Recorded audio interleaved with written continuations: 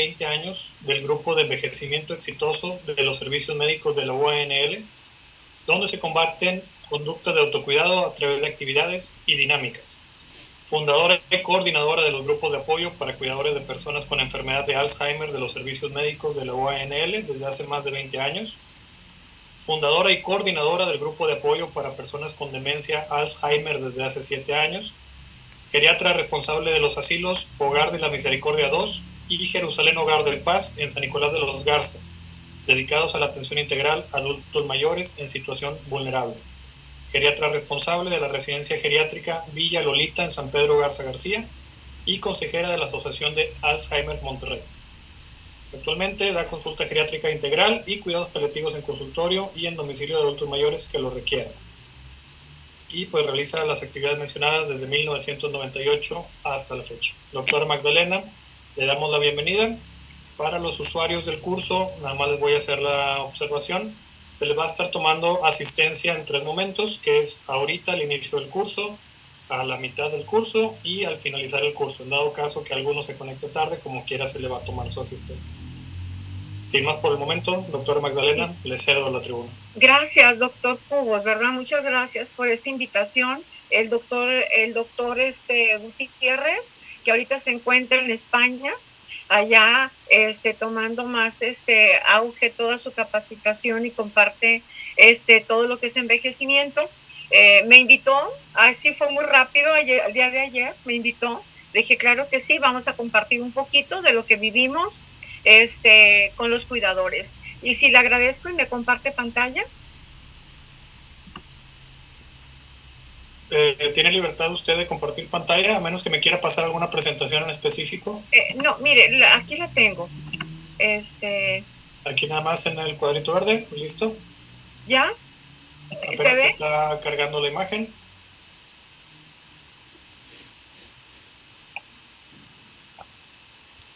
A ver. Listo, ya la podemos ver. Sí se ve, es que yo no lo alcanzo a... Aquí está. Sí. Déjeme ver. Trato de... Permítame. Déjeme pedir ayuda técnica porque aquí batallo un...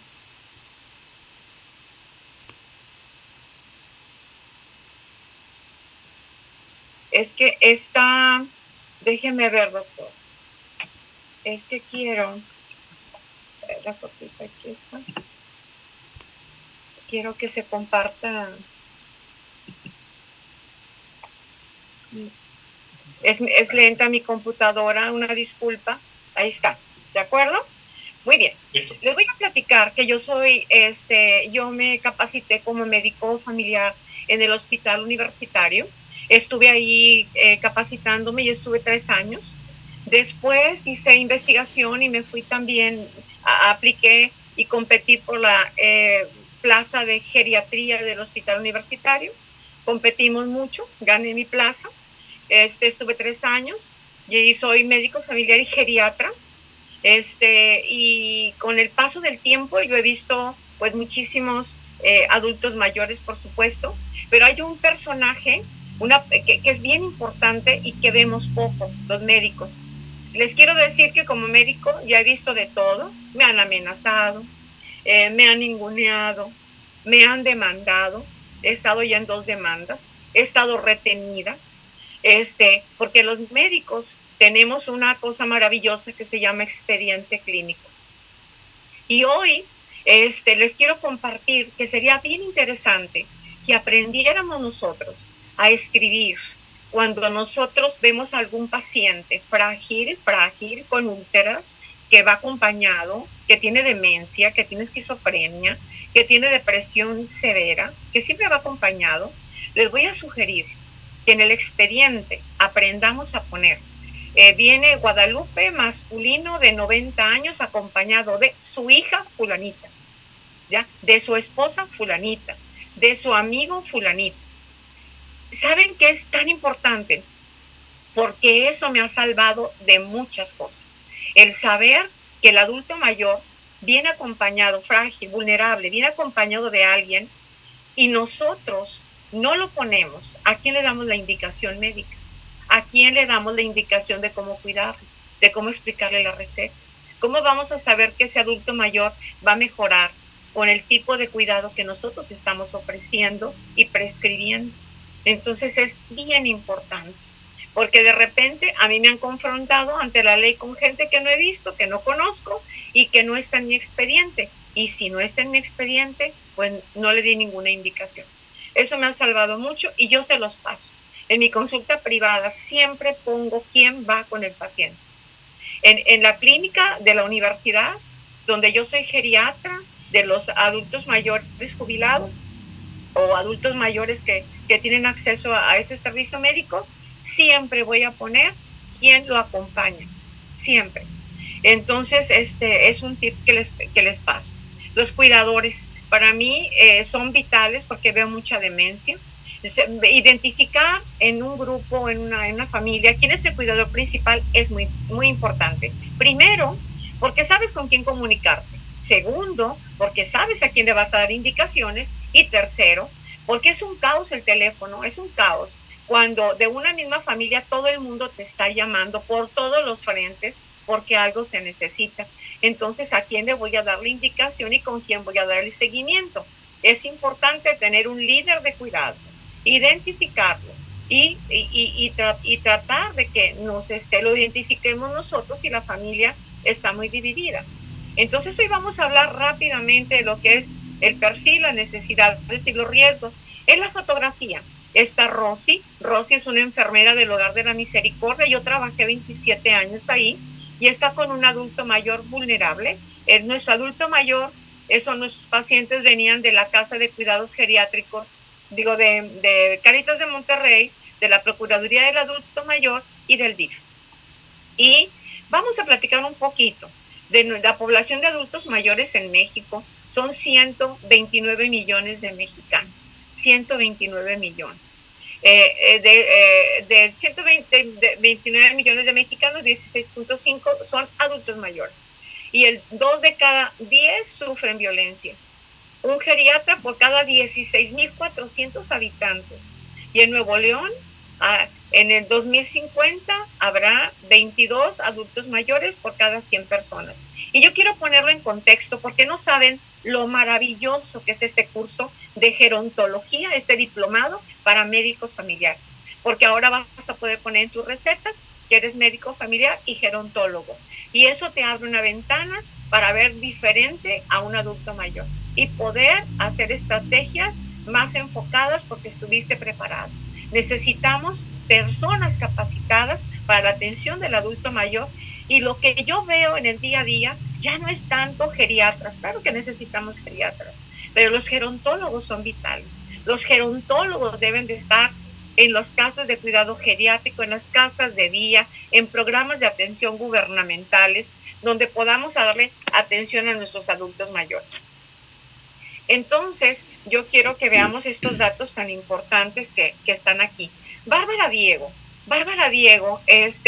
nos enfrentó a una pregunta interesante, que si estamos preparados para el cuidado, si estamos preparados para envejecer.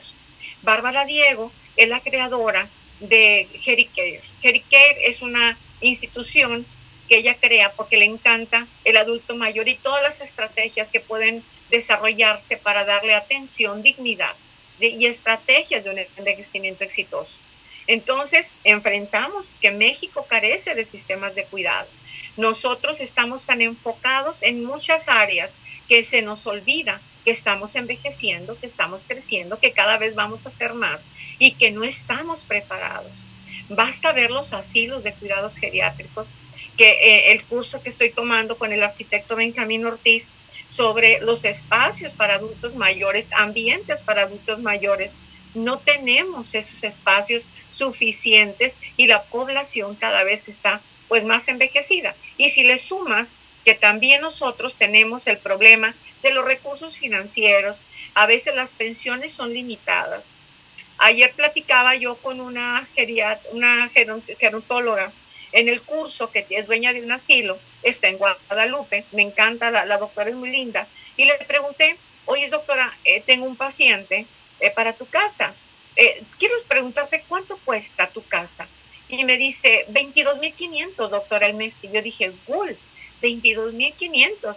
Es muchísimo dinero para mi paciente. Sí, da muy buena atención, pero mi paciente no puede pagar esos recursos. Entonces decimos, cuando un paciente mío tiene que ir a una casa de cuidados geriátricos, lo primero que le pregunto es, tienes que sentarte y tienes que ver con qué recursos cuentas para ingresar a una casa de cuidados geriátricos, sin lastimar la economía de la familia. Y entonces, sorprendentemente, me dicen, doctora, tengo 3,000 pesos mensuales, cuento con 5,000 pesos mensuales, y ahora navegar a tratar de buscar un espacio que le dé esa atención por esa cantidad de recursos. Parece muy bonito que hay muchas casas, pero la mayoría son inaccesibles para nuestros adultos mayores. Entonces, tenemos un rezago en diseño de políticas públicas para cuidar a nuestros mayores. ¿Y quién puede hacer esas políticas públicas? Los geriatras, los gerontólogos y todos los que están inmiscuidos con adultos mayores. Hay un reto que dice que si tienden a disminuir los cuidadores, y sí es cierto, tienden a disminuir, y ustedes observan que en las familias hay somos menos integrantes de una familia. La vida está tan cara que tenemos que trabajar varios para poder mantener una casa, mantener colegiaturas, mantener recibos, mantener algunos bienes que nos rodean en nuestra vida diaria. Entonces, tenemos que trabajar y de repente el abuelo se queda solo. Y es frecuente que me digan, doctora, mi paciente con demencia, ¿está bien si lo dejo 6 horas solo? Son las horas en que tardamos uno de la familia en llegar en la tarde. Entonces, son preguntas cada vez que más veces te hacen. Las familias también son más pequeñas. Las familias ya son de 1, de 2, de 3 elementos, no aquellas familias majestuosas, formidables, de 10, 12, 15, ya no están. Entonces ahora son 2 o 3, familias más pequeñas, hijos que se casan también más grandes, tenemos ese problema, y entonces hay que atender a más en la casa. También tenemos el problema de que los hijos regresan a casa y ahora ya se va vaciando, podemos enfocarnos más a nuestro adulto y de repente vienen los que se divorcian, los abandonados, los que sufren, los que se quedaron solos y regresan a casa. Y otra vez, oferta cada vez mayor de casas de cuidado geriátrico. Entonces, esto tiende a disminuir el cuidado. Tenemos el cuidado formal y el informal. Tenemos aquí una abuelita cuidada por su hija. Ella es mi paciente, la mayoría de las fotos son mis pacientes. Estoy autorizada a compartirlos, ellos me lo permiten. Entonces, ella está con su mamá, ella la cuida. Es un cuidador informal porque no recibe recursos financieros por cuidarla.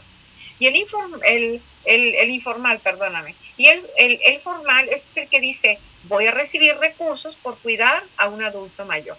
Y en el cuidador formal está enfermería, están los cuidadores que tú contratas, las trabajadoras domésticas que se vuelven cuidadores, o algún familiar que quiera ganarse algún recurso cuidando a mi familiar. Incluso un hijo puede ser apoyado por el resto de la familia y se le da un recurso para cuidar. Aquí en la mesa están los pacientes que tenía del Hogar de la Misericordia en su lotería. Entonces tenemos que el cuidador formal tiene servicios de salud a domicilio, por ejemplo, las enfermeras que tú contratas para que pongan un suero, centro de asistencia para ancianos temporal o permanente, todo el personal que cuida al adulto mayor en los asilos, servicio a domicilio de enfermería para aseo, asistencia personal o como hogar permanente. Y aquí la característica del cuidador formal es que es un cuidador remunerado. Entonces, tal vez yo, por ejemplo, tengo una abuelita que vive en una casa de cuidados geriátricos y ¿sabes quién la lleva? El chofer. El chofer del asilo lleva a la abuelita, porque los hijos no pueden, no los conozco, tengo 20 años de verla, y la lleva el chofer, la lleva a veces una enfermera, pero en los últimos años el chofer. Entonces yo tengo que poner que es un cuidador formal el que lo lleva y el puesto que desarrolla, porque él no tiene herramientas para mover a una adulta en silla de ruedas, pero es lo único que tiene y lo usan. Y el cuidador informal son los amigos que no reciben remuneración por cuidar. Y cada vez, muchachos, estoy viendo que hay más cuidadores informales como amigos. Yo tengo pacientes en casas de cuidado geriátrico que se han quedado sin familia, porque no casaron, porque no tienen familiares, porque no confían en la familia que les maneje sus recursos, y de repente sus amigos son los que cuidan de ellos, los que administran sus recursos, los que hacen que tenga todo lo que necesita. También tenemos vecinos que cuidan, y es la característica. México es solidario, nuestras comunidades son solidarias, y estos vecinos son los que reportan a Cáritas de Monterrey, por ejemplo, o al DIF o a la Procuraduría, que los adultos están solos y que necesitan compañía y atención. Esto lo vimos muy frecuentemente en el Hogar de la Misericordia, porque ahí veíamos que los adultos que llegaban eran reportados por sus comunidades. Tenemos familiares que cuidan y tenemos familias maravillosas, muéganos, preciosas, que se reúnen, que tienen roles, que cuidan, que se dan tiempo para estar con el adulto mayor, y hay familias que no cuidan. Hay familias que tristemente no cuidan y dejan la carga en una sola persona. Y aquí es donde vienen todos los problemas. Caritas de Monterrey también es un cuidador informal precioso, que aprecio mucho. Ellos tienen un programa que se llama Una Comida Caliente, donde dan un alimento caliente a adultos mayores vulnerables, donde dan despensa, atención médica, en lo que se les consigue algún centro de cuidado. Ese es un cuidado no remunerado. Entonces, entre el cuidador formal, que se le dan recursos, que se le paga su cuidado, y el informal, donde no es remunerado. En México la mayoría del cuidado es no remunerado. ¿Quién es el cuidador principal? El cuidador principal es el que esté más cerca de la casa. El cuidador principal pues se elige porque es el que quedó soltero o soltera, entonces le toca porque está soltera o soltero. El número de hijos, entre más pequeños, pues más rápido puedes cuidar, entonces se elige. La situación laboral, es frecuente que si estás pensionado o si no tienes trabajo, te elijan como cuidador la familia, o tú digas, ¿sabes qué? Yo no tengo trabajo, voy a cuidar, y ya te toman como un cuidador informal más permanente.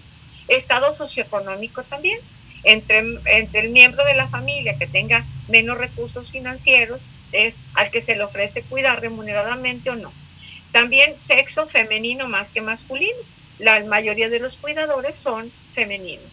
La persona que asume los cuidados está más predispuesta que el resto, y la decisión no es discutida, sino se asume que tú cuidas. Me decía una paciente que veía, ya cansada, tiene 77 años, yo vi a su mamá y a su papá hace muchos años hasta que murieron, me decía, yo no entiendo, Magda, en qué momento me convertí en cuidador. No entiendo en qué momento mis hermanos se deshicieron de la responsabilidad de compartir el cuidado. Por más que les decía que mi mamá quería verlos, daban por hecho que ella no necesitaba más que a mí. Y al final, pues la demandaron, ¿verdad? La demandaron porque ahora para cuidar es complicado que todos se pongan de acuerdo. Para poder exigir herencia en partes iguales, ahí todos se ponen de acuerdo. Y entonces ahorita enfrenta una demanda porque los hijos consideran que a ella le tocó un poquito más que al resto, porque su papá sí lo decidió, porque él veía cómo ella se había sacrificado de forma completa, incluso su carrera, para cuidar. Pero eso es una decisión moral y legal que tomó el papá, pero ahora es lo legal, o sea, buscan que todo sea repartido equitativamente, y cuando les reclama que no estuvieron equitativamente para cuidar, entonces se forma el enorme caos que está ahorita. El cuidador principal es la persona que se responsabiliza de la persona enferma, que de forma permanente o temporal, y puede también incluir estos cuidados de llevarlos al médico, de darle sus medicamentos, de bañarlo, de vestirlo, de acompañarlo y de darle el acompañamiento emocional. Aquí estamos otra vez en el Hogar de la Misericordia, ese es el tipo de pacientes que vemos. Y aquí me importa mucho ese tipo de cuidador, van a ver ahorita un tema importantísimo que es el maltrato. Y el maltrato, si no estamos nosotros como médicos alertas o como familiares, se da, y se da de una manera muy frecuente, lastimosamente frecuente.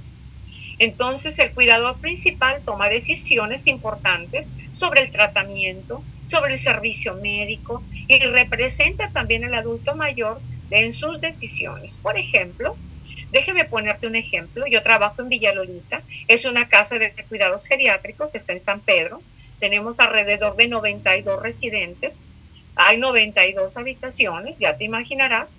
Entonces, es bien interesante porque ahí hay dos tipos de cuidador. El cuidador tiene familia, el paciente tiene familia, tiene hijos, tiene esposo, o los tiene en el extranjero, y estamos nosotros. El hijo es el cuidador informal, pero nosotros le damos el cuidado formal.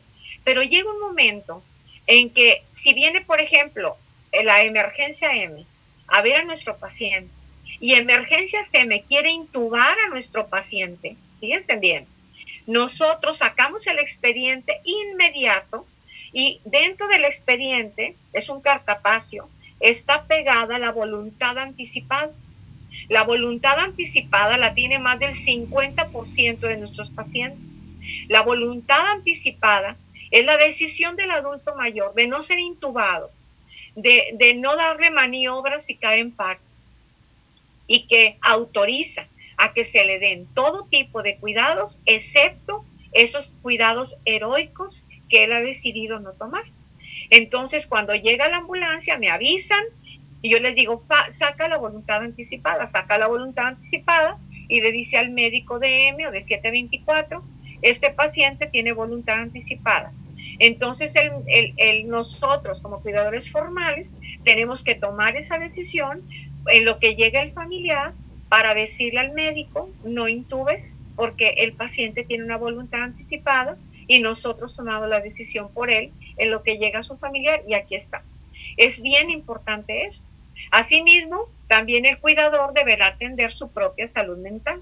Y a veces tenemos cuidadoras sobrecargados, no nada más familiares. También tenemos enfermeras muy agobiadas, muy agotadas, porque a veces es muy inhumano el trabajo en asilos. A veces los hacen trabajar brutalmente 12 horas por 12 de descanso. Y en esas 12 de descanso se tienen que trasladar a sus casas, atender a sus familias y cuidarse. No se puede. Tenemos que estar cambiando todas esas estrategias cuando las vemos. También toma decisiones sobre sus responsabilidades profesionales, si están completas o no. Y también los que no, que tienen familiares, incluidas las tareas como padre o madre. Muy bien. Entonces, ¿qué pasa cuando un paciente se convierte en cuidador? Tenemos conflictos en el trabajo. Y a mí me pasa en la clínica, yo veo alrededor de 500 pacientes mensuales, yo hago valoraciones geriátricas en servicios médicos de la universidad, y quiero que sepas que viene el trabajador y dice, ay doctor, es que pedí permiso, ya no me dejan venir, pero ¿quién viene? O sea, yo represento a mi familiar, yo sé, yo lo cuido, trabajo, pero también lo cuido. Entonces empiezan a tener conflictos en el trabajo, porque tienen que faltar, tienes que llevar al laboratorio, tienes que llevarlo a rayos X. Hay conflictos con la familia, porque llega un momento en que el marido se enoja, porque la esposa se tiene que dormir con la mamá o el papá con demencia, o tiene que darle el cuidado, y entonces no está con el esposo o no tiene tiempo para estar con los hijos y genera escenarios de discusiones familiares serias. También hay problemas porque no estás presente en muchas de las actividades de tus seres queridos, en las vacaciones, porque ¿quién se va a quedar con el familiar? Y en México somos muéganos. A veces no pensamos que hay casas de cuidado que pueden cuidar a nuestro familiar.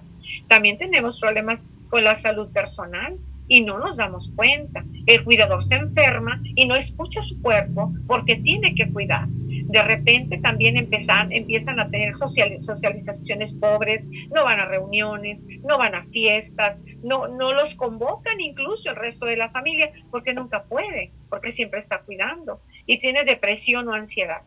Esa es una característica que a veces no vemos.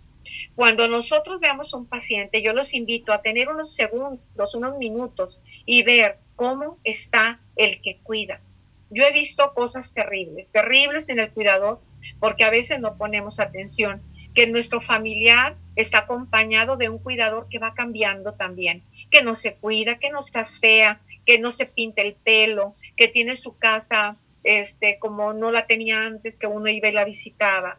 Y me pasó a mí, y les platico lo que es el cuidador. Tenía yo una psicóloga que cuidaba a su hermana, la trajo de Chihuahua para cuidarla, porque los 6 hijos que tenía, pues no la cuidaban bien por su demencia, la trajo con úlceras. Entonces la trae y yo llego a la casa, ella era psicóloga, yo quiero que tú imagines una casa muy bonita, una casa sencilla pero muy bonita, y ella tenía su consultorio a la entrada. Había 2 puertas, una daba a su casa y una daba al consultorio. Su consultorio, ahí la conocí, un consultorio muy bonito, lleno de identificaciones, de felicitaciones, etcétera, etcétera, diplomas. Entonces ella era soltera y ella cuidaba a su hermana. Su casa era sencilla y bonita. Y en la casa, en la habitación de su hermana, cuando yo la conocí, pues tenía sus edredones, sus cojines, tenía todo lo que uno ve hasta el final, en retrospectiva. Finalmente, la enfermedad va avanzando, el Alzheimer, se vuelven violentos, se vuelven agresivos, rompen todo. Entonces empezó a quitar todo lo peligroso, las lámparas, todo eso, y la casa la habitación se volvió más desnuda. Y finalmente viene la postración, viene la dependencia, y de repente la cama de hospital, llega el oxígeno, el extractor de flemas y un sofá para el que cuida. Es una cama de hospital, un sofá y una mesa llena de medicamentos y de insumos. Entonces yo le decía, la última vez que yo la vi, le dije, qué impresionante, cómo esta habitación cambió tanto y ahora es un mini hospital. Entonces, pero yo no vi, dejé de ver que ella ya no se maquillaba, ya no se ponía joyas, cerró su consultorio porque no lo podía atender.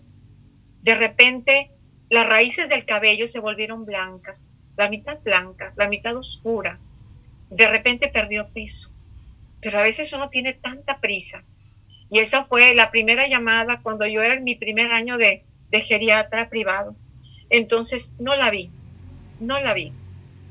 Después fallece la hermana, hago el certificado de defunción y pues me despido de ella, y de repente ahora sí veía mucha gente ahí, los hijos por fin los conocí, y le decía, ella dio un maravilloso cuidado. Yo siempre trato de fortalecer al cuidador delante de los familiares. Y pasa, y entonces días después estoy viendo la televisión, estoy viendo el canal 12 en ese entonces, y en lo que me cambio para ir al hospital, dice, se encuentra a una adulta mayor tirada en el piso, muerta, en su casa. Se suicidó. Y yo dije, ay, Dios mío. Me llamó la atención la noticia, y que voy viendo, dije, pero si es mi licenciada, ¿cómo que se suicidó? Entonces ya me puse en contacto, y ella estaba tan agobiada que nadie la vio, tan cansada que nadie la vimos, tan abrumada que nadie puso atención. Entonces en el funeral, cuando va toda la gente, ya por eso les digo, tapen el funeral. Nadie debe de ver el cuerpo, nada más los familiares. Pongan una foto bonita, porque nadie tiene que ver lo que pasó al final. Si ella perdió peso, es normal. La señora era gordita, pues perdió peso, como pierden los pacientes con demencia peso. Entonces ella estaba al lado, muy deprimida, viendo a su hermana fallecida, y entonces ella no lloraba, ya había llorado mucho, estaba bien cansada.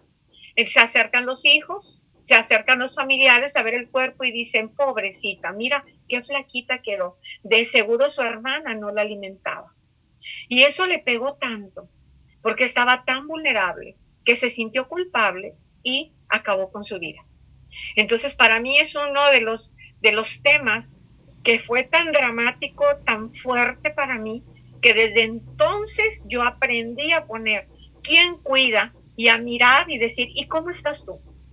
Oye, ya necesitas pedir ayuda. Si tú no pides ayuda, la voy a pedir por ti. ¿Cómo estás tú? Siempre hay que tener esa pregunta a la mano. Cuidadores formales.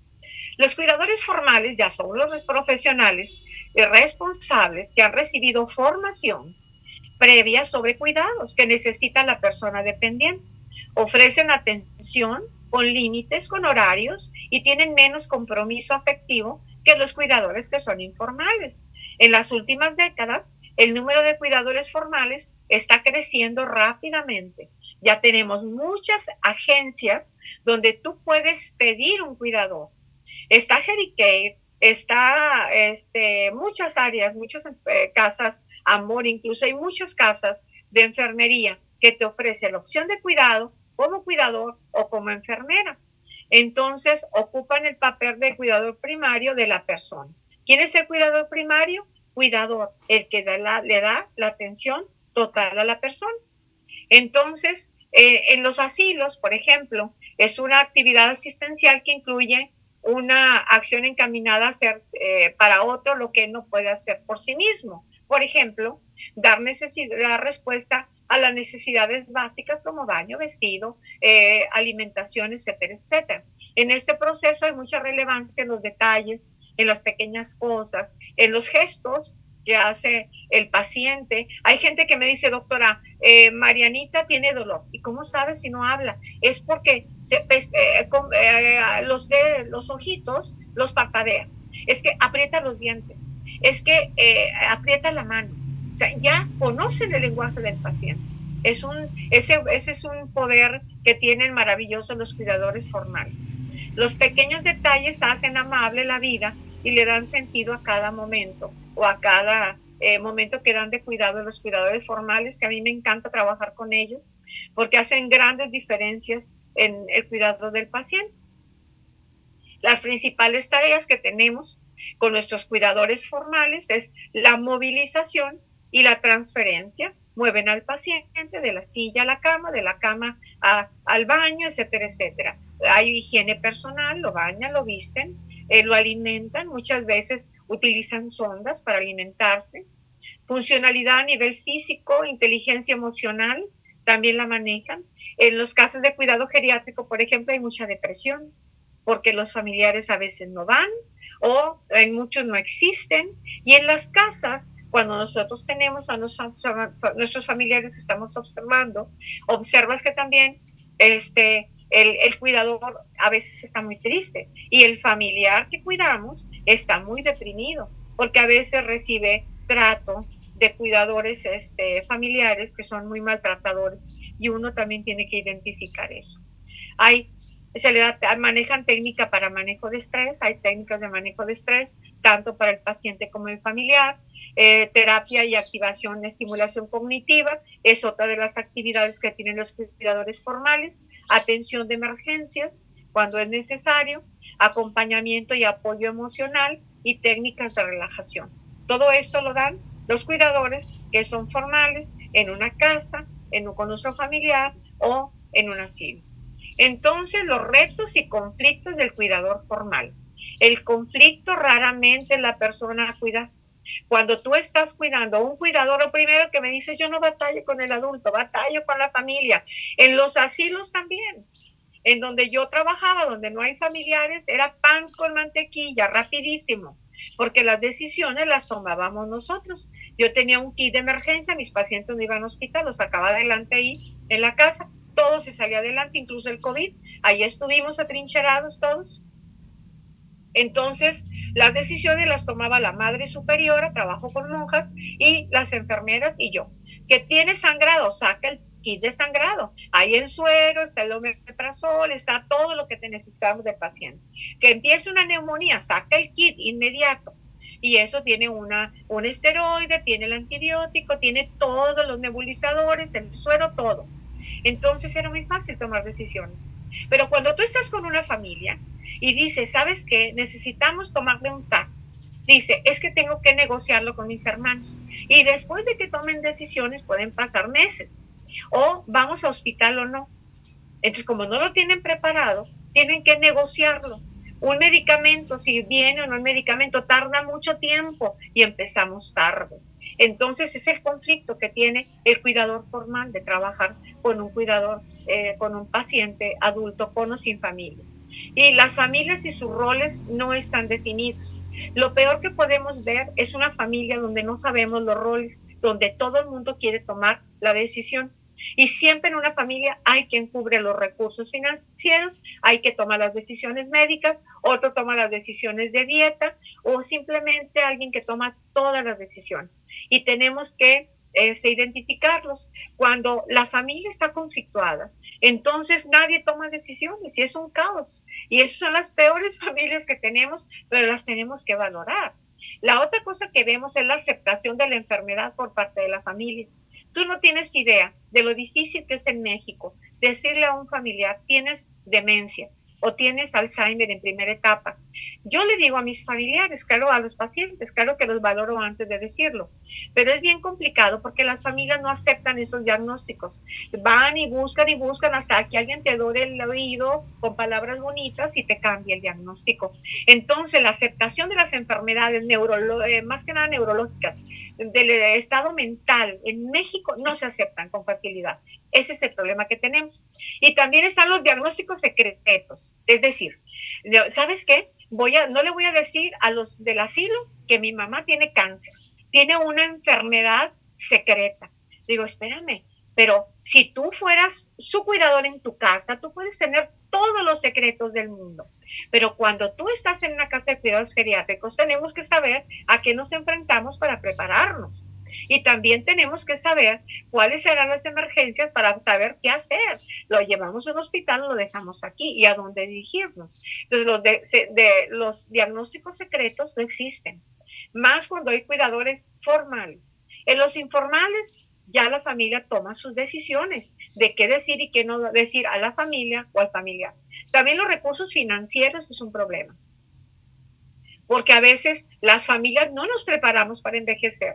Estas generaciones nuevas, yo no sé qué va a pasar hasta ahora, porque todo lo que viene lo gastan. O sea, no están pensando en el envejecimiento, se ven jóvenes eternos de 25, 30 y 40 años toda la vida. Entonces, pero el envejecimiento te llega, las emergencias te llegan. Y cuando tú no quieres usar, por ejemplo, hay gente que me dice, doctora, yo no voy a mi seguro social. Yo le digo, abre tu seguro social. No, doctora, no quiero ir, especialmente a la gente que tiene recursos financieros. Le digo, ¿sabes por qué? Porque el seguro social es una carta abierta y si tú mantienes tu expediente abierto, cuando tú tengas una necesidad van a atenderte. A mí me resulta bien complicado que la gente que no quiere usar su seguro social hospitaliza, por ejemplo, en el San Vicente. Ahí tengo al paciente. Ya le dio una embolia, la familia no quiere el seguro, que porque no los atienden, toda la retahíla que dicen. Y entonces me dicen, doctora, pues ya llevamos $500,000, ya no sabemos qué vender. O sea, ya tenemos que sacar a mi paciente, a mi familiar y lo vamos a llevar al seguro. Y necesito que me dé un informe. Le digo, ¿sabes qué? Me parece muy cruel eso, porque vas a llegar con un paciente grave de cuidados intensivos al seguro social, donde ahí están los pacientes que sí tuvieron su atención, que sí hicieron un expediente, vas a batallar, porque no es basurero de nadie y tenemos que empezar a explicarles por qué los seguros de servicios médicos de cualquier institución tenemos que mantenerlos abiertos, porque el día de mañana, si los necesitamos, están abiertos. Yo quiero platicarles que donde yo trabajo, donde hay bastantes recursos financieros, gracias a Dios, mis pacientes van a su seguro social y ellos van y mantienen abiertas sus expedientes y se hacen sus estudios y son disciplinados y van y se hacen sus vacunas. Y entonces eso ha abierto un panorama interesante. Entonces tenemos que tener también respeto por el servicio que damos nosotros. Entonces también tenemos las actividades del cuidador extendidas. Ese es el problema que tenemos, porque dices, bueno, ya que estás cuidando a mi mamá, Margarita, pues de una vez lava la ropa, ¿no? De una vez hace la comida, trapea, plancha, y entonces no entienden el trabajo entre un cuidador y un asistente de la casa, entre una persona de servicio. Y entonces le empiezan a cargar tantas tareas que de repente ya no cuidan al paciente y se cae. Y adivina de quién va a ser la culpa. Del cuidador porque no lo atendió. Entonces, ese es un problema. Las tareas extendidas. También familias que abandonan al familiar porque ya tienen cuidador y es su responsabilidad. También es común que los abandonen en los asilos, que no vayan a ver a su familiar porque está enfermo o porque ya tienen ahí a las enfermeras, para eso le pagas tanto al asilo como si no fuera tu responsabilidad. Y las casas de cuidados son cuidadores solidarios, no son tus cuidadores familiares. Las decisiones las toma la familia. Entonces tenemos ese problema. También en las casas donde se hay un cuidador familiar, ya no se aparecen los demás. ¿Por qué? Porque no les toca. También hay familias que abandonan al familiar porque ya tienen, cuidador. Y también el diagnóstico secreto que les platicaba. Las culpas de las familias depositadas en el cuidador cuando hay un accidente o una enfermedad. Hace poco falleció una paciente de un cáncer muy avanzado, que se tardaron muchos días en localizar en el Zambrano de León, un gran hospital con todas las medidas de seguridad. Entonces la paciente tenía infecciones urinarias recurrentes, yo revisé sus últimos laboratorios en octubre, ella murió 20 días después de que yo revisé el laboratorio, no había más que una infección urinaria y una insuficiencia renal de tanto uso de antibióticos. Entonces, ¿no crees que un día llegó la hija furiosa a la casa a decirles que culpa de la casa se había muerto su mamá, porque no éramos capaces de identificar problemas que llevaran a la muerte? Estaba tan enojada que yo le decía, ¿sabes qué? Deja que hable, porque está enojada. Pero eso es lo que sucede. Se cayó por tu culpa. Tiene la úlcera porque tú no la mueves. Entonces, de repente tenemos que identificar si eso es real o no. La mayor parte del tiempo no es cierto. Entonces, las personas mueren muchas veces porque hay enfermedades que no podemos identificar en una cama, tenemos que someterlo a estudios. Entonces, siempre enfrentaremos este fantasma de ser responsabilizados como cuidadores, formales o informales, por el cuidado que damos.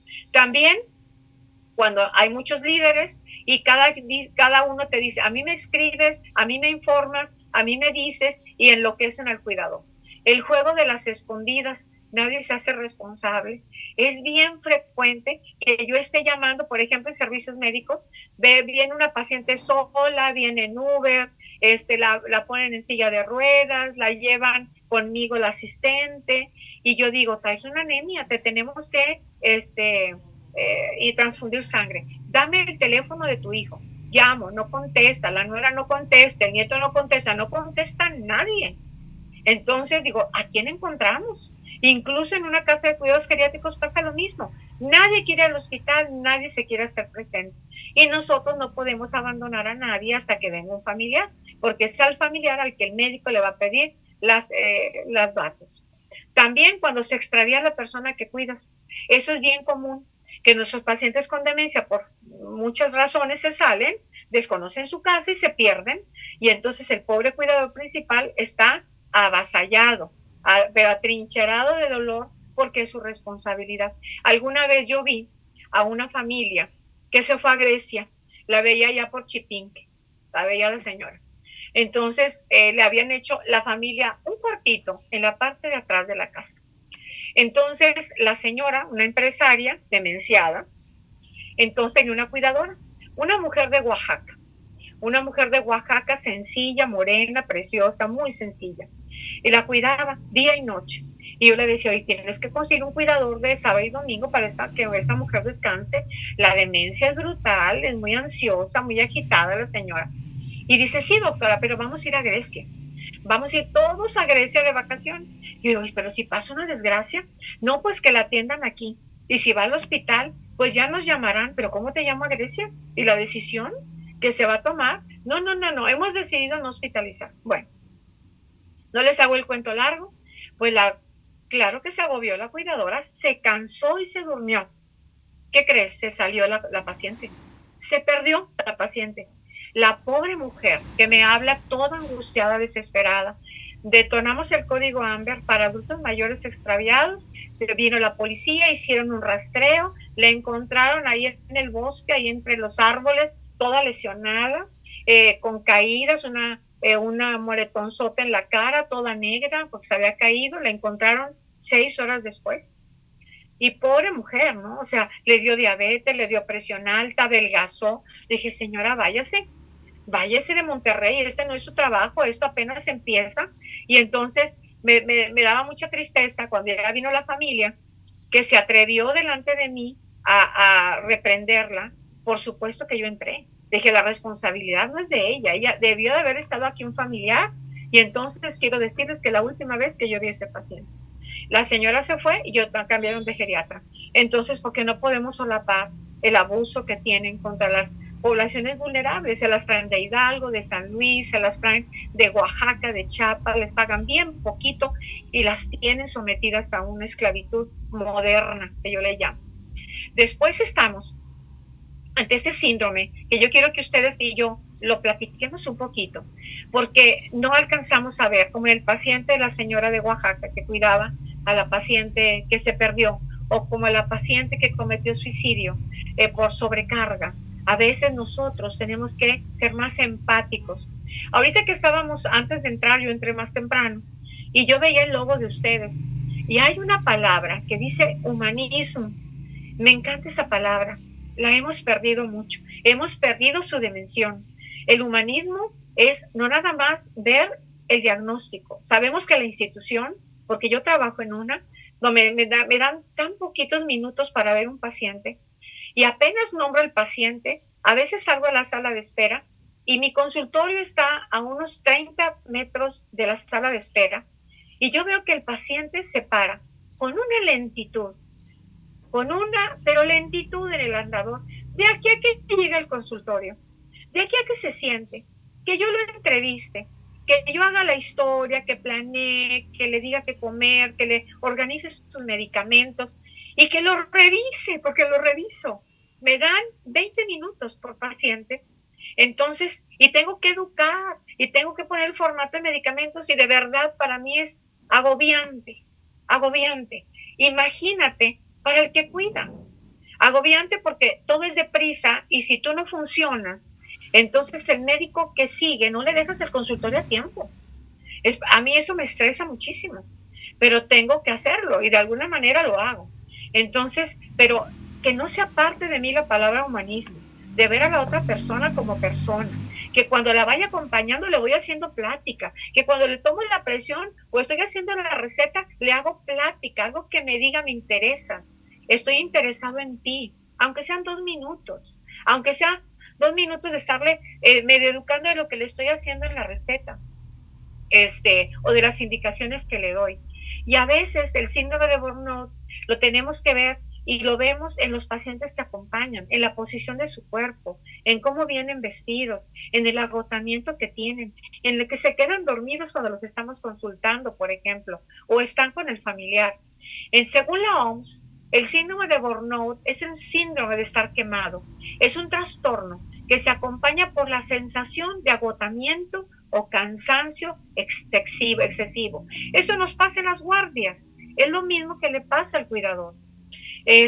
Siendo consecuencia de un estrés laboral crónico que se caracteriza por un estado de impotencia emocional, con actitud distante frente al trabajo, pérdida de identidad o personalidad, seguido de una sensación de ineficacia al hacer adecuadamente las tareas. Sientes que no las estás haciendo bien porque estás muy cansado. La OMS reconoce como enfermedad al burnout o síndrome de estar quemado. Es una enfermedad.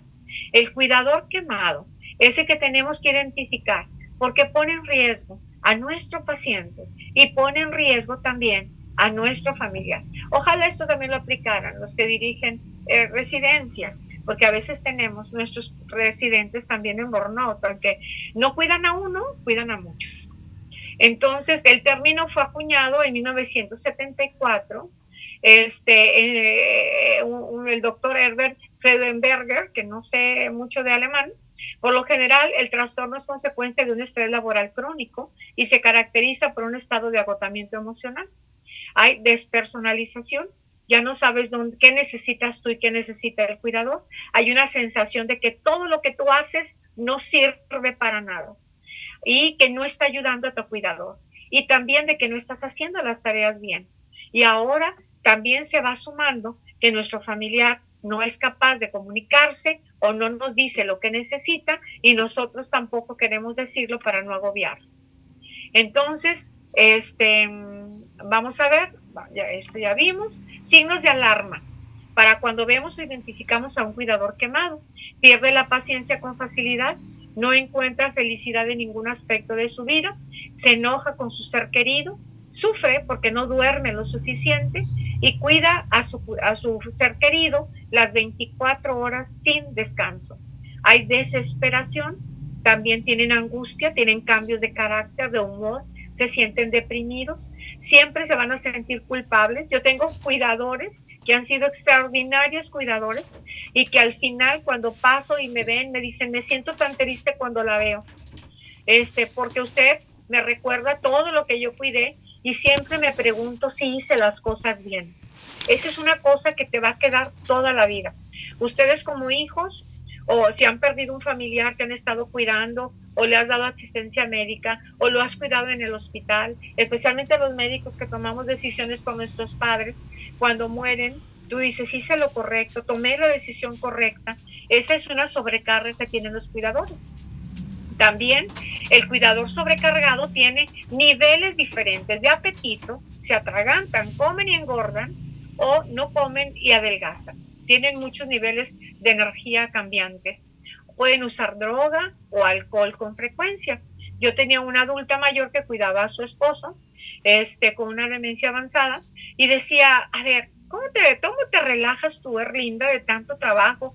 Y me dice, pues en las noches, doctora, pues yo me tomo una cervecita. Yo dije, mira qué bien, ¿qué te tomas? ¿Una coronita? No, doctora, una caguamita. Dije, ay, Dios mío, o sea, ella necesitaba una caguama para poder relajarse.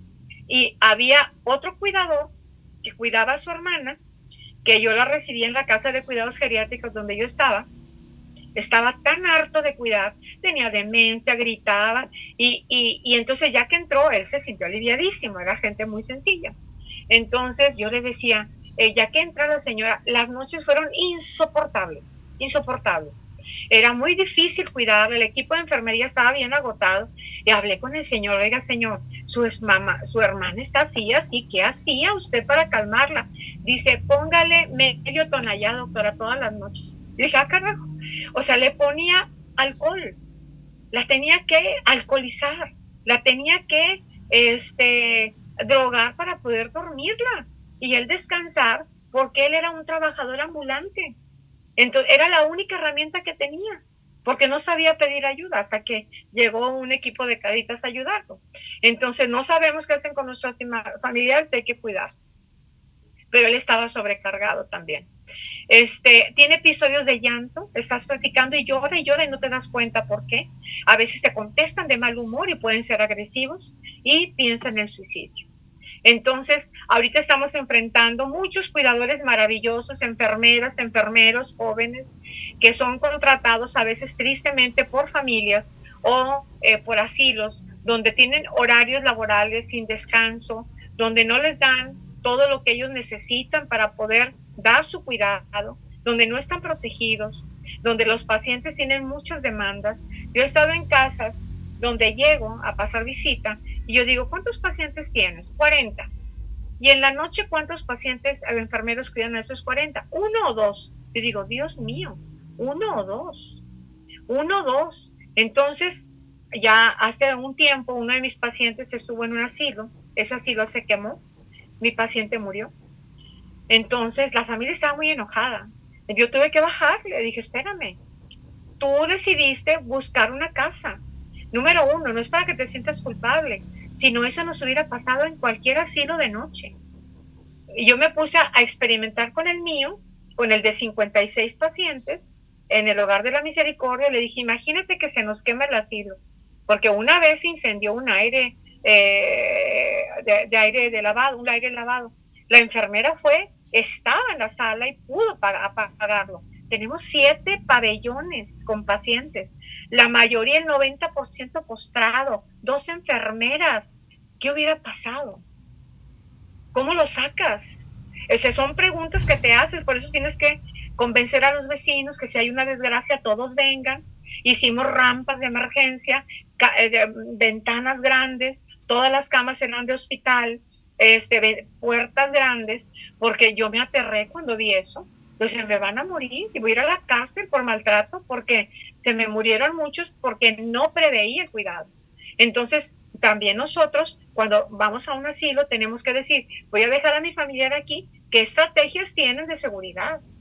¿Qué estrategias tienen para cuidarlos? Y en mi casa, si pasa una desgracia, ¿qué estrategias tengo para cuidar a mi paciente? ¿Y qué estrategia le doy al cuidador que yo le pago para que cuide a mi familiar? También. No todo es responsabilidad de una sola persona. Hay conflictos familiares personales también, y eso genera en el cuidado mucha dificultad y problemas psicológicos del cuidador no resueltos. Es bien importante cuando tenemos un cuidador que no identificas, que está molesto con la vida, que tiene enojo con la mamá, que tiene enojo con el papá, que tiene heridas emocionales o sexuales no resueltas, cuidado. El adulto mayor es el depósito de esos problemas no resueltos. Y tenemos hijos que lesionan a los papás. Y hay una señora que me dijo, doctora, me cansé y le di una bofetada a mi mamá para que se callara. Ella se exacerbó, sobrepasó todos los riesgos y todos los límites porque estaba agobiada. Claro que se sentía culpable, lo que tú quieras. Y a veces tienes que ayudarles a entender y a reparar ese enojo que traen.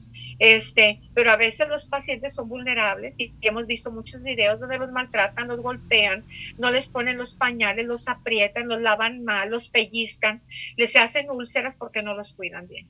Entonces, cuando nosotros vemos una úlcera o un moretón, tenemos que ver qué tipo de cuidador tiene.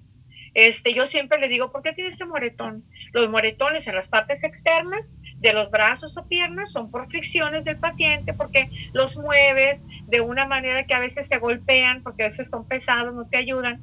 Pero cuidado, moretones en el abdomen, en las entrepiernas, en la espalda, en las partes internas del brazo, habla de maltrato. Y uno tiene que revisar eso. Y callarse no es fácil. Así que, por favor, uno tiene que investigarlo porque ya está penado, ya está penado. El maltrato no debe de ser. Si tú no puedes, tienes que decir no puedo. Y tenemos que cuidar. También los cuidadores que experimentan agotamiento ven sus trabajos cada vez más estresantes y frustrantes y los vemos, llegan muy cansados, pueden volverse cínicos sobre sus condiciones de trabajo o con las personas con las que trabajan, también se distancian emocionalmente y se sienten, pues ya hacen todo tu trabajo, lo haces porque lo tienes que hacer, porque así te pagan. Tienes síntomas físicos como estrés crónico, provocan síntomas como dolores de cabeza, de estómago, y eso te lo dice el familiar, ¿verdad? También agotamiento emocional, el paciente está agotado, ya no te pone atención, tiene falta de energía, no cumple con su trabajo, su rendimiento es reducido, no alcanza a hacer las tareas o las hace en el doble de tiempo, porque tiene que ser un trabajo más extendido, o los individuos también se sienten muy negativos respecto a las tareas que hacen y tienen dificultad para concentrarse y ya no tienen creatividad. Muy bien.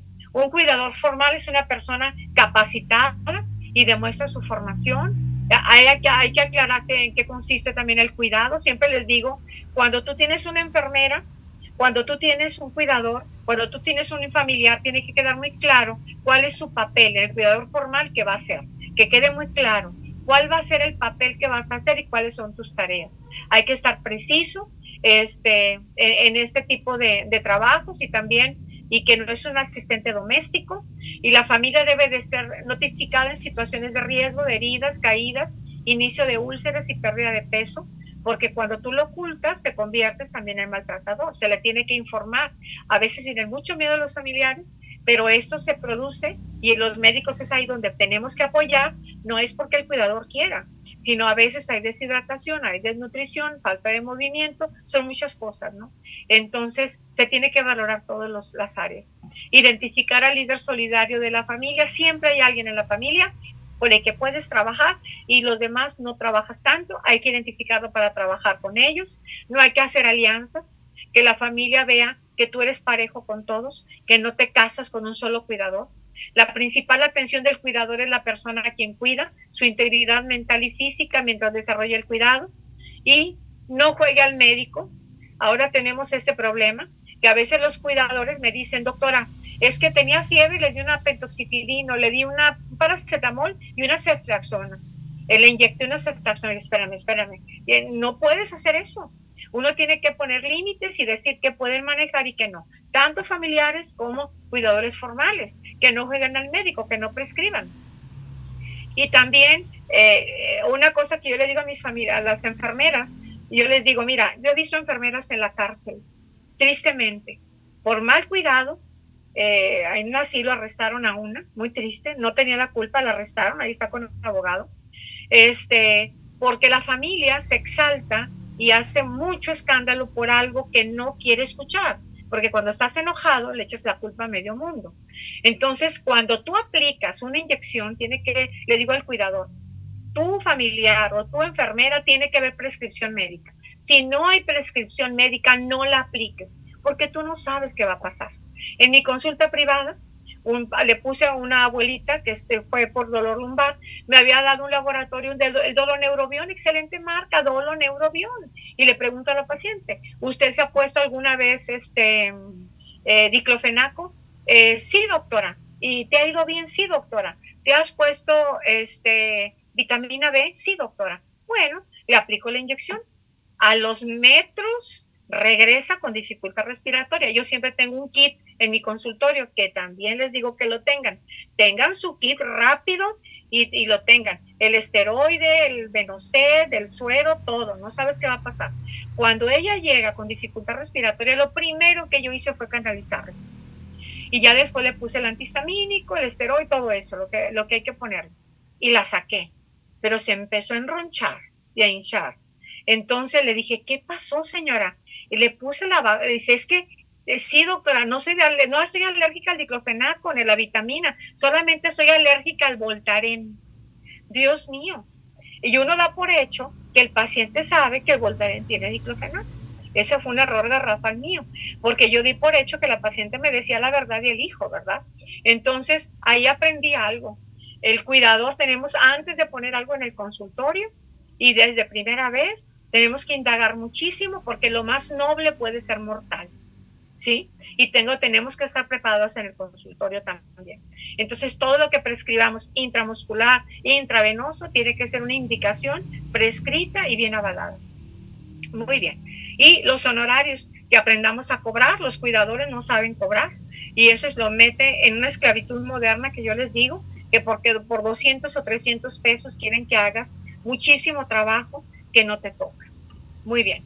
La detección de síndrome de sobrecarga, esto les voy a platicar. Hicimos un estudio de investigación en la Asociación Alzheimer de lo que más les preocupaba a los cuidadores, a la familia y al cuidador. Y entonces en las demencias, por ejemplo, y aquí vemos lo que les preocupa, lo más que veo en cuidadores es Alzheimer, por eso lo pongo mucho, y a la enfermedad, lo que te preocupa de la enfermedad es que a veces no se quieren bañar los pacientes, o que se tape la sonda, que ingrese a un asilo, es lo que le angustia de la enfermedad o demencia o postración a los familiares. A los familiares les preocupa que no se ayuden entre ellos, que no acepten diagnóstico, que haya atención entre los familiares, que se cansen en apoyar cuando a veces hay situaciones difíciles, que sus hijos no vengan a ayudar, los familiares lo dicen, o que los recursos económicos sean limitados. Al cuidador le preocupa que su cuidador se muera antes que él, porque ¿quién lo va a cuidar? Que se enferme el cuidador, que está cuidando el cuidado, y que si está enfermo y requiere una cirugía, ¿quién lo va a cuidar? Que no tenga dinero para llevarla a consultas y que falte tiempo para darle cuidado. Y está, ¿cómo sobrellevar el cuidado? Entonces, generando cuidado y autocuidado. A mí me encantaría que todas las clínicas, que todos los hospitales tuviéramos una oficina, donde tuviéramos una trabajadora social, donde les informemos a los familiares cómo cuidar, qué estrategias tomar, en qué fijarse y sobre todo en darles signos y síntomas de cómo cuidarse para no sobrecargarse. El autocuidado permitirá a la persona cuidadora tener una mejor disposición física y mental para realizar las tareas de cuidado. Yo manejo grupos de demencia, manejo grupos de cuidadores de pacientes con Alzheimer. Entonces, para mí, yo veo una diferencia enorme cuando van a mis grupos de apoyo y yo los voy capacitando sobre cómo cuidar, cómo mover, cómo alimentar.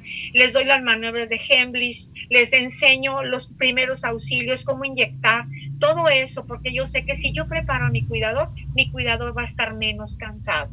Ojalá un día hiciéramos esos talleres en todos lados, porque tendríamos personas capacitadas dentro de las familias. También tenemos que fortalecer su capacidad para afrontar diversos problemas que se van a presentar cuando cuidemos al paciente. Realizar los esfuerzos físicos y emocionales que precisan algunas tareas. También tenemos que tener control de su vida y de la realidad cotidiana que rodea al familiar, tener habilidades para la solución de problemas y mantener un estado de serenidad y bienestar en todo momento, que a veces es complicado, pero se puede. Este se los voy a poner porque me encanta. ¿Sabes qué? Yo tengo una familia, allá la tengo por Jerónimo Siller, por allá. Y te lo digo porque la señora tiene una demencia, cumplió 100 años, tengo 10 años de ser su doctora, y entonces tiene una hermana que la sacamos de un asilo de gente muy acomodada y rica y pagaba un chorro, pagaba 55,000 pesos por habitación mensual. Y la sacamos por maltrato, hazme el favor. Y entonces se fue a la casa de la hermana. Ahora tenemos 2 demenciadas, cada quien en su habitación. Entonces la cuidan trabajadoras domésticas y tiene una enfermera. Hay una enfermera que cuida, una trabajadora doméstica y tenemos una cuidadora. Quiero que sepa porque es difícil el manejo y me encantó porque yo le decía a la familia, oye, ¿sabes que en Numen hay un curso para pacientes cuidadores? ¿Por qué no mandas a la señora que te ayude en la limpieza? Y pues ¿no crees que ahora es técnica en gerontología? Hizo su curso y es técnica en gerontología y ahora están tan emocionados que el día que Dios llame a las 2, pues esa casa se va a convertir en una casa de cuidados geriátricos. Y entonces ella, hermosa, que vino de fuera, que ahora fueron 15 años trabajadora doméstica, ahora es técnica en gerontología, tiene las herramientas para cuidar. Y tiene algo valiosísimo que se llama experiencia, empatía y humanidad. Ojalá formáramos muchos, ¿verdad? Muy bien.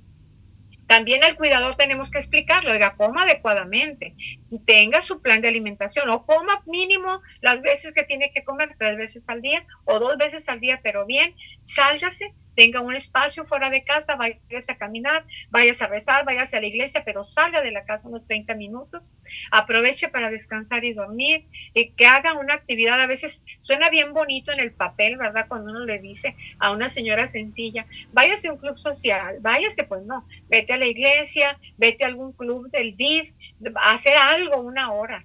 Practica, evita la soledad y el aislamiento, porque a veces los cuidadores se sienten tan enojados que vuelven trofeo al paciente y cierran la puerta para que no entren los demás a cuidar. Y mantener lo posible las relaciones sociofamiliares y dedicar tiempo a actividades de interés como bordar, tejer, hacer sudokus, ir con los amigos, hombres o mujeres, porque tengo maravillosos hombres que cuidan, menos garbanzos de a libra, pero tengo maravillosos esposos que cuidan. Alguna vez vi a un dentista que cuida a su esposa, lo veía en el cercado y yo lo veía tan colapsado, ya con sonda ella para alimentarse. Le dice, doctor, ¿por qué no piensa en ingresar a su esposa a una casa de cuidados geriátricos? Porque yo lo veo colapsado, doctor. Me dice, tiene que trabajar y todo. Y me decía, mira, doctora, yo hice una promesa. Yo se la hice a Dios y se la hice a ella, en las buenas y en las malas. Si en las malas estuvo conmigo, doctora, ¿cómo la voy a abandonar en las más malas para ella? O sea, ahorita mi papel es estar y respaldarla hasta donde pueda, y no la voy a abandonar. Entonces, me conmovió mucho, ¿verdad? Porque son las relaciones de pareja tremendas. Él se infartó porque lo obligué a irse al San Vicente a que se hiciera un electro porque lo veía mal. Entrando al San Vicente se colapsa y se infarta en cuidados en urgencias. Lo sacan adelante, sale adelante. Y entonces ya en su casa le digo, bendito y alabado sea mi Señor Jesucristo que me hizo caso. ¿Y qué fue? Porque yo le di un ultimátum, porque yo iba al cercado a verlo. O cambia de doctor o se va y se hace los estudios usted, gracias a Dios. ¿Por qué? Porque lo veía cansado. Entonces ellos se aíslan cuando están así, es trabajo, trabajo, trabajo y cuidado, cuidado, cuidado. Entonces hay que enseñarles también que hay otras cosas y que tienen que ver a sí mismos. Hay que capacitarlos constantemente. Las enfermedades tienen muchas etapas, hay que capacitar y aprender a administrar el tiempo, organizarlo, porque a veces quieren hacerlo todo a todas horas. Algunas estrategias para pedir ayuda, eso se los doy a mis familiares. Toda la ayuda es buena y es necesaria, así que deje de regatear porque nadie va a cuidar como usted. Pero el que viene y cuida, lo como cuide y donde cuide está bien. acepte organizar a los miembros de la familia, incluso a la comunidad.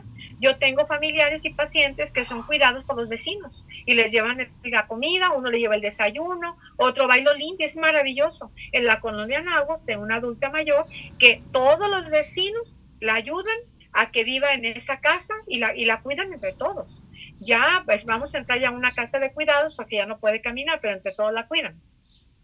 Ayudas técnicas y adaptación en el hogar, lo que facilita el cuidado y la prevención de accidentes. Por ejemplo, ya el baño, lo vas a meter al baño, hay que quitar el pollito, hay que quitar cortinas, hay que quitar alfombras, hay que quitar todo aquello que inhiba una buena movilidad y que tú tengas estrategias para cuidar tu columna, para que no se te caiga la vejiga, y que sepas moverlo, ¿verdad? Apoyo en la compra de insumos para el cuidador, así como el lavado de ropa, limpieza. Hay gente que te dice, oye, ¿te puedo ayudar? Tú dices que no, ten lista siempre una lista. O sea, ¿te puedo ayudar, hermana? Sí, hermano, ten la lista. Cómprame estos productos, cómprame esta comida. Si no me quieres dar el dinero, pues aquí está el dinero. Ves a la farmacia. Tenemos que enseñar al cuidador a estar preparados para pedir ayuda. Hay que mantener una comunicación continua y eficiente con la persona que cuida y el resto de la familia. Y reconocer la dimensión del problema, realizar un listado de lo que necesita hacer en un calendario y disminuir cargas. La escala de Sarit, esa es una escala que les puedo compartir con mucho gusto. Esa es una escala que tiene 27 ítems y lo que pasa es que medimos la sobrecarga del cuidado. A veces se me hace un poquito complicado aplicarla, y porque a veces sí es un poquito complicado si lo ven, pero vale la pena porque aquí ves la sobrecarga o la no sobrecarga. Y cuando lleva un paciente sobrecargado, le digo, ¿me la puedes llenar? Y le paso la tabla con el escala, en lo que yo estoy valorando al familiar, porque yo sí valoro la sobrecarga de mis pacientes. Entonces, aquí lo vas aplicando y tú vas poniendo 0, si nunca, 1, casi nunca, 2, algunas veces, 3, frecuentemente, 4, siempre. Esa es la respuesta. Por ejemplo, piensa que la persona mayor que actualmente cuida le pide más ayuda de la que realmente necesita, pues nunca, si camina, pues nunca te va a pedir ayuda. Algunas veces si está en andador y 4 siempre si está postrado. Entonces vas poniendo el número. Piensa que debido al tiempo que dedica a la persona mayor que cuida, no tiene suficiente tiempo y aquí ya vas poniendo la respuesta. Y vas poniéndole al lado, que nunca se nos olvide lo que está en el lado derecho, porque es más fácil si lo tenemos ahí. Se siente agobiado por cuidar a la persona mayor y además de tener otras responsabilidades como el trabajo y la familia. Siente vergüenza por la conducta del adulto mayor que cuida, especialmente los demenciados, que gritan, que escupen, que maldicen y que están en un lugar público y todo el mundo voltea a verte, ¿verdad? Se siente enfadado, se siente enojado cuando está cerca del adulto mayor que cuida, porque dices, ¿por qué me toca cuidarlo a mí si tengo tantos hermanos? Entonces te sientes enfadado por cuidar. Piensa que cuidar a la persona adulta mayor afecta negativamente la relación que tiene usted con su familia y tiene miedo por el futuro de la persona mayor que cuida, si usted no llegara a cuidar. Piensa que la persona mayor que cuida depende de usted. Se siente tenso cuando está cerca de la persona mayor que cuida. Piensa que su salud ha empeorado por atender a la persona que cuida. Y esas son todas las preguntas, ¿sí? Aquí están todas. Las 22, ¿le parece que es demasiado trabajo cuidar a la persona? Y aquí hacemos la valoración, sin sobrecarga de 0 a 47 y así te vas, de 48 a 54 leve y después de 55 es una sobrecarga intensa. Y ya, si pierde la paciencia, explicarles, todos la perdemos en el trabajo, la pierdes como residente. A veces nos saca de quicio a los pacientes que no entienden, ¿sí? Que no entienden. Y todos tenemos derecho a perder la paciencia. Es cómo la pierdes y cómo la enfrentas. Si usted pierde la paciencia, no se sienta mal ni se sienta culpable. Todos los cuidadores fatigados pierden la paciencia en algún momento del camino. Hacer un alto y pedir ayuda se vuelve necesario para su familiar, para el paciente que atiende y para usted. Hay que saber decir alto, estoy abrumado y estoy cansado. Aquí tenemos, déjame decirte, que para mí, como doctora, a mí me hizo clic porque tengo que tomar cursos de todo, ¿verdad? Y tomé uno de derechos humanos que vino no esta procuradora, otras procuradoras, a tomar este curso de derechos humanos. Y me gustó mucho porque yo sentí mucha culpa cuando rescatábamos a un abuelito de la calle. Recuerdo uno, muchachos, tuvimos que despegar de los excrementos pegados al piso. Despegarlo. ¿Sabes lo que es despegar a un ser humano de sus excrementos? Después lavarlo. Tenía cucarachos. Tenía, pobrecito hombre, vivía en un hacinamiento horrible. La familia iba, le dejaba un plato de comida y nada más. Pero no lo aseaba, le daba asco. Y cuando lo llevamos a la casa, entonces ya lo llevamos. Y su patrimonio, me acuerdo que era una virgen de latón. Muy bonita la virgen. Y con él viví el maltrato. Porque lo llevamos a la casa, él se demenció, se llama Patrocinio, lo quería muchísimo. Entonces era un hombre bueno. Pues lo rehabilitamos, empezó a caminar. Y un día, a los 92 años, decide que tiene que ir a buscar a su mamá, demencia, se nos fue. Alguien dejó abierta la puerta. La casa es muy grande y en el barullo de las 6:30 de la tarde, donde todo el mundo tiene que ir a la cama, pues se escapó, se fue con su andador y su pijama. A mí me avisaron que se fue, claro que me fui a buscarlo, rastreé San Nicolás, cruzó los rieles y lo encontraron, lo llevaron a la Cruz, al bomberos, y bomberos lo llevó a la Cruz Roja. Nosotros ya habíamos llamado a todo el mundo y no estaba. Ya por fin lo encuentro a las 12 de la noche, voy por él y me maltrataron a mí, la policía y todo el mundo dijo que cómo yo había permitido que el adulto mayor se hubiera salido. Me maltrataron muy feo. Y ya, pues ya tuve que asumir las consecuencias en nombre de todos. Me lo llevé a la casa, y ya después me tocó atenderlo en sus cuidados paliativos. Y viene la pregunta importante, ¿le pongo una sonda nasogástrica? ¿No se la pongo? Y entonces para mí era tomar la decisión con la religiosa y la enfermera, y entonces hice algo que se llama comité bioético. Hice un comité con los pacientes para tomar decisiones.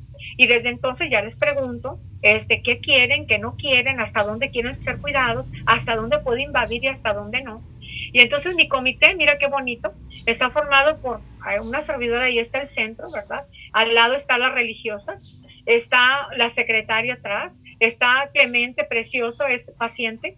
Entonces es paciente, enfermera, cuidadora, trabajadora social de Cáritas, una química farmacóloga, y hicimos el comité, y cada vez que tomábamos una decisión, porque a veces el cuidador tiene que tomar decisiones, y vamos a poner esta sonda o no, y veíamos los pros, los contras, y lo que el paciente quería, y era una decisión ya informada.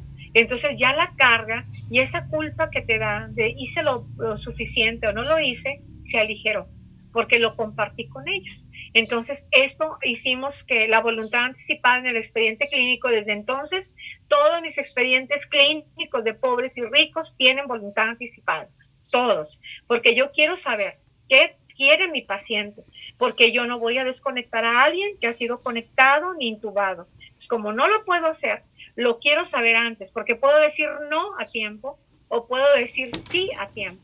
Hay gente que me dice, haz todo lo que tú necesites, intúbalo, conéctalo donde sea necesario, porque yo quiero que esté vivo, a costa de lo que sea. Poquitos, pero así me los encuentro también. Cada vez hay más profesionales capacitados. Aquí vemos a Lumen. Lumen es un centro que yo les recomiendo que cuando quieran ayudar a un familiar o un cuidador, lo envíen ahí. Ahí los capacitan, muy padre, muy bonito, sobre cómo atender a los adultos mayores, y hay técnicas, y ellos rotan por los asilos. Aquí están nuestros pacientes que vemos, cuando tú cuidas como hija y cuando tú cuidas como cuidador informal. Aquí estamos también, son las decisiones que tomamos. En las casas de cuidado geriátrico, pues hay mucho niño abandonado. Ahí está Erika. Erika, tenemos un asilo, el Hogar 3, que se ve niños con discapacidad severa desde que son recién naciditos, de 1, 2, 3 años, y el Hogar 3, el Hogar de la Misericordia 3 en Santa Catarina los atiende, y el Hogar 2 y 3 se dedica a adultos mayores. Y cuando ya los niños son más grandes, que convulsionan o que es más difícil, se requiere la cama para un niño chiquito, estos niños pasan con nosotros. Y a Erika la queríamos muchísimo, ya murió. Y al lado estoy yo en un centro, estoy viendo un adulto mayor con demencia avanzada. Están las dos hermanas que toman decisiones, porque ahí es donde cambio las ondas, la sonda de gastrostomía. Ellos van, yo cambio mis ondas de mis pacientes, reviso que no tenga úlceras o reviso si tiene úlceras, los enseño a cuidar. Entonces es el papel del médico también como cuidador también de la salud de nuestros familiares. Y aquí buscamos superhéroes, me encanta esta Batman, esta Batichica, está tejidito su trajecito, se ve bien bonita. Dice, los cuidadores son superhéroes capacitados para atender con responsabilidad, capacitación y empatía a los familiares, y los adultos mayores merecen vivir en un mundo digno y libre de violencia. Y lo que nos toca hacer es seguir educando, compartiendo, identificando.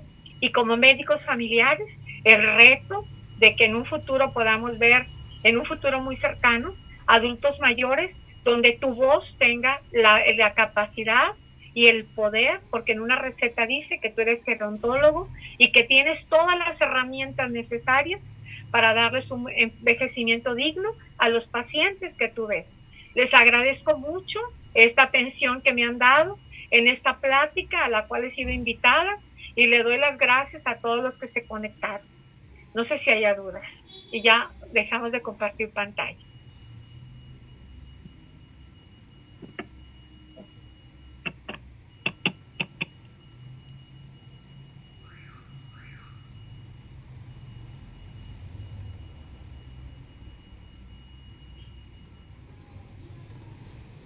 No sé si haya dudas o preguntas.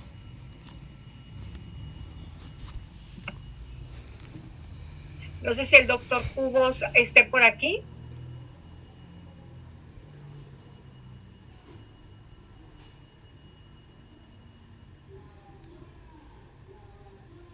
A ver. No encuentro el chat aquí. Ya parece ser que sí. Muy bien. No sé si tengan alguna duda y quieran abrir su micrófono, porque no los alcanzo a escuchar. Doctora, muy buenos días. De mi parte, pues solamente un comentario, bueno, mucho, ¿verdad? Pero pues agradecerle todo pues su enseñanza, la verdad se nota toda su preparación. Y en lo personal, yo creo que fue más que una ponencia, una clase, yo creo que fue algo, yo lo veo, me quedo con algo más también como motivacional. Creo que usted también le da sentido a esta labor del gerontólogo y lo representa muy bien. De antemano, muchas gracias. Y si acaso tal vez una pregunta sería, ¿cuál fue su inquietud? Digo, entiendo que esto lo hace ya como una profesión, pero en usted, ¿cuál fue la inquietud o pues sí, digámoslo así, la inquietud de poder dedicarse más a esto? ¿Alguna experiencia personal? Claro. ¿Vio usted la necesidad? Digo, porque Claro. todos hacemos algo por alguna razón, ¿verdad? Claro, mira, yo tengo secuelas de polio, yo cojeo, uso un zapato especial y desde niña pues sufrí muchísimo, ¿verdad? Muchísimo. Entonces yo me prometí que iba a ser la mejor pediatra del mundo. Así que hago voces de ventríloco y me divertía mucho con mis hermanas, les enseñaba con esas voces matemáticas y español que me encantan. Y entonces cuando yo sea pediatra voy a tener un castillo y voy a tener resbaladeros y voy a tener, cállate, yo me veía en Disney, ¿verdad? La princesa eterna. Entonces llego a medicina y estoy, muchachos, en sexto año llevamos urgencias, urgencias, entonces me toca hacer guardia. Y yo ya había hecho todo mi estilo, desde niña, era un proyecto de vida, ser pediatra. Entonces llego a urgencias y yo le había pedido permiso al cirujano, teníamos un cirujano internista en urgencias del Hospital Civil, que me permitiera llegar una hora tarde, porque yo ya no tenía papás. Entonces yo me dedicaba, tenía una hermanita en secundaria, otra terminando la prepa, otra estaba en la facultad. Entonces tenía una junta de padres de familia, hazme favor. Entonces le dije, déjeme ir y me quedo una hora, haga lo que quiera. Y ya le expliqué mi situación y me da permiso. Entonces llego a urgencias, yo quiero que ustedes, si conocen el hospital, llego a urgencias, en ese hospital, que no es al de ahora, que era aquel lúgubre, que olía muy feo, que tenía unas regaderas horribles, bueno, ese era el hospital. Que cuando tú hacías maniobras, te ibas al cuarto último de urgencias, donde estaba muy feo, era como un baño grande. Entonces llego y todos mis compañeros estaban en el piso, de esos días donde tú no tienes pacientes, ¿de acuerdo? Gracias a Dios, ese era de pacientes. Estaban los 2 residentes y estaban todos sentados en el piso, todos sentados en el piso. Y cuando llego yo, me dicen, ya llegó la candidata perfecta. Entonces, todos se paran y me visten. Me ponen una bata quirúrgica de mangas, me ponen doble guante, me cierran con otra aquí en el cuello, me ponen gorro, me ponen unos gogles, unos de esos lentes especiales, me ponen doble cubrebocas, me dan 2 litros de suero oscuro, me dan unas pinzas y me dicen, tu lugar en esta guardia, que vas a estar toda la noche, te vamos a asignar a un paciente. Entonces, y no puedes salir de ahí y no te puedes quejar. Entonces llego detrás del área de la trabajadora social, había unas regaderas muy grandes donde bañas a los que vienen vomitados, etcétera, etcétera, de la calle. Entonces era una regadera fea, horrible, oscura. Y entonces ahí estaba un hombre desnudo, con una bolsa de plástico encima. Pero en el pecho, él cargaba una bolsita negra de plástico y la tenía apretada en el pecho. Le pregunté su nombre y no me lo dio. Entonces, cuando el cirujano, quita la bolsa, estaba lleno de gusanos. Y me dice, vas a estar quitándole gusano por gusano, y era el agua oscura, era agua de tabaco. Entonces, y no vas a comer arroz toda tu vida. Entonces, si te dejamos, se sacudieron y me dejaron, ¿verdad? Todos se fueron riendo. Yo me acuerdo mucho de esa escena, porque a mí me dio mucho sentimiento. Entonces empecé a quitarle los gusanos al paciente, hablaba gusano por gusano, quiero que sepas que sentía que se me subían, muchachos, pero yo seguí quitando los gusanos. Las 2 piernas estaban llenas de agujeros gangrenados. Entonces le empecé a quitar los gusanos, Entonces ya llevaba ya mucho tiempo, estaba bien cansada, y cada vez que el agua tibiecita se la tibiaba y se la pasaba, él levantaba su bolsita. Entonces ya después de muchas horas le decía, señor, yo sé que usted no habla, todavía le decía eso, pero le van a amputar sus piernas, usted tiene gangrena, se va a quedar sin piernas, tiene familia, podemos llamarle a un familiar. Y entonces ya fui a preguntar si tenía familia, pues no me dejaban salir, ¿verdad? Yo tenía que estar en ese cuarto, no podía andar en el mundo con los gusanos en la bata.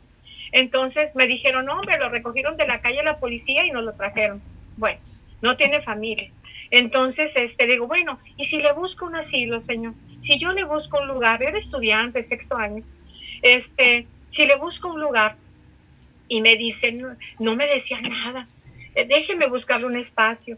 Pues un día ya por fin le pregunté, ¿y qué tiene esa bolsita? Cállate, me dijo, no me la quites. Ok. Dije, habla, el señor habla. Y tenía nombre, tenía fecha de nacimiento y tenía edad.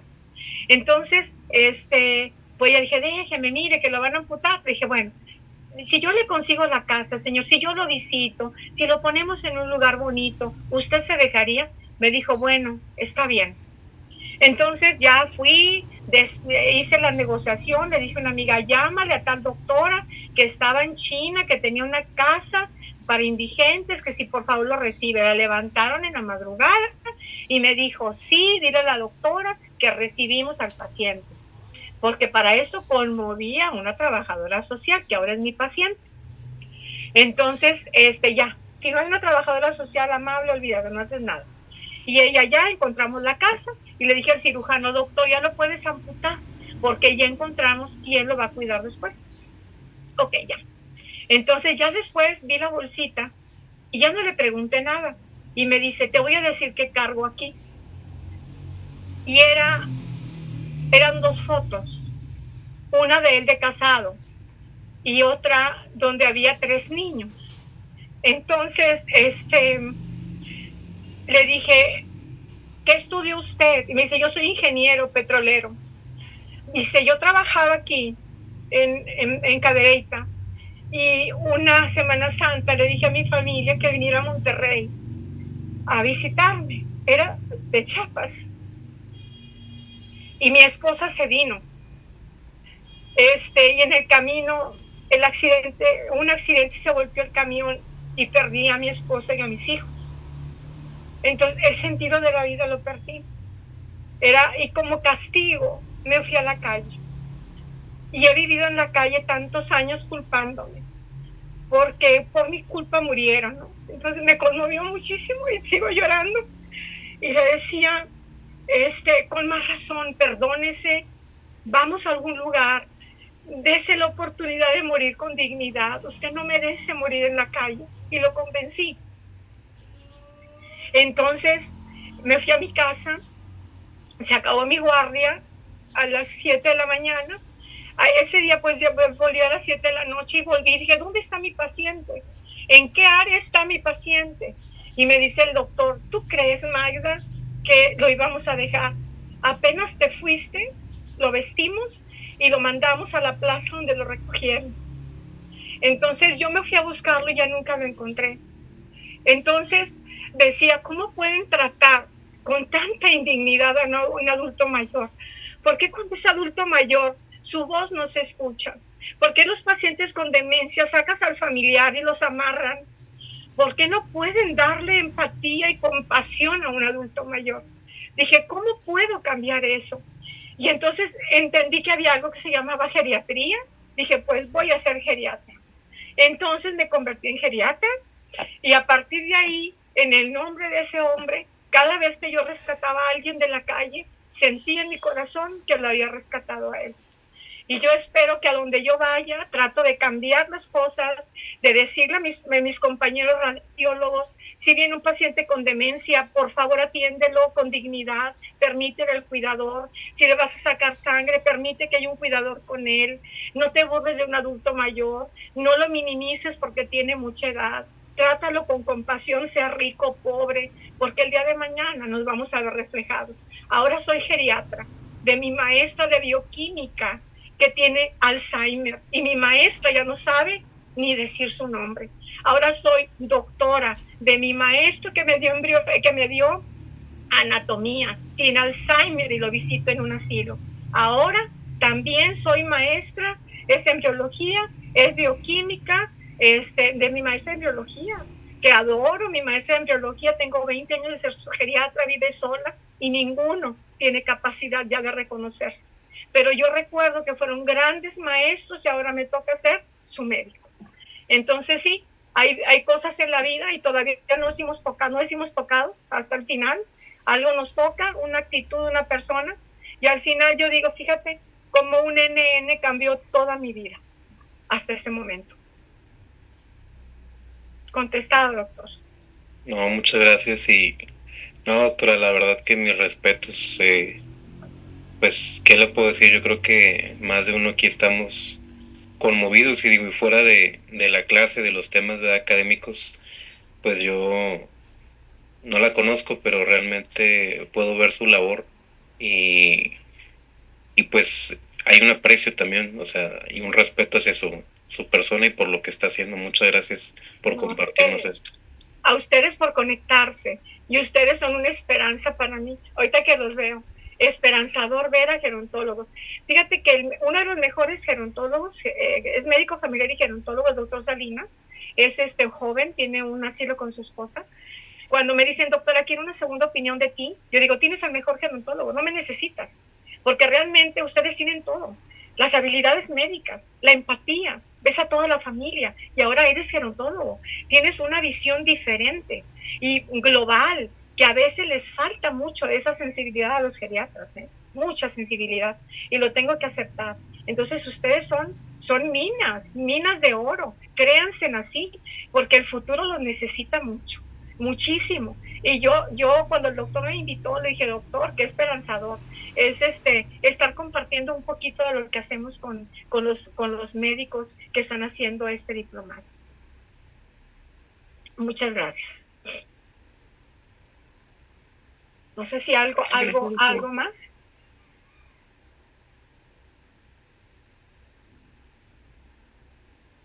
Muy bien. Muy bien. Doctor Cubos, adelante. No, doctora Magdalena Garza, pues le agradecemos muchísimo su tiempo por compartir con nosotros toda esta experiencia, todo este conocimiento. De parte del Colegio de Medicina Familiar del Estado de Nuevo León, reciba un abrazo. Igualmente, con mucho cariño.